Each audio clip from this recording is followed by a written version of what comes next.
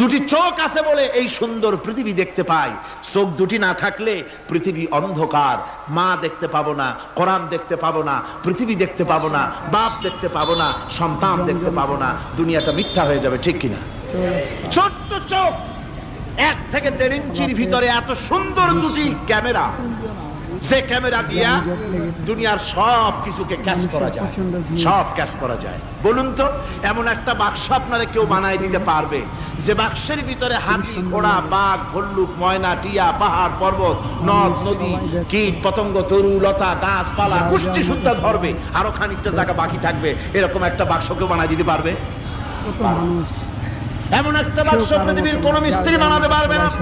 কিন্তু আল্লাহ রাব্বুল আলামিন আপনার আমার কপালের নিচে 1 থেকে 3 ইঞ্চির ভিতরে এমন 2টা ফিল্ম বক্স তৈরি করে দিয়েছেন, যা দিয়ে তাকাবেন আপনি কোটি কোটি মানুষ দেখবেন, পাহাড় দেখবেন, সমুদ্র দেখবেন, সূর্য দেখবেন, চন্দ্র দেখবেন।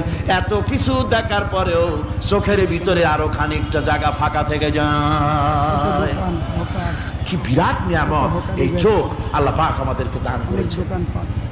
এই চোখকে হেফাজতের জন্য আবার চোখের উপরে সানসেট তুলে দেওয়া আছে। সানসেট ভুরু, আল্লাহ ভুরু লাগায় দিয়েছেন, নিচে একটু হাত লাগায় দিয়েছেন, উপরে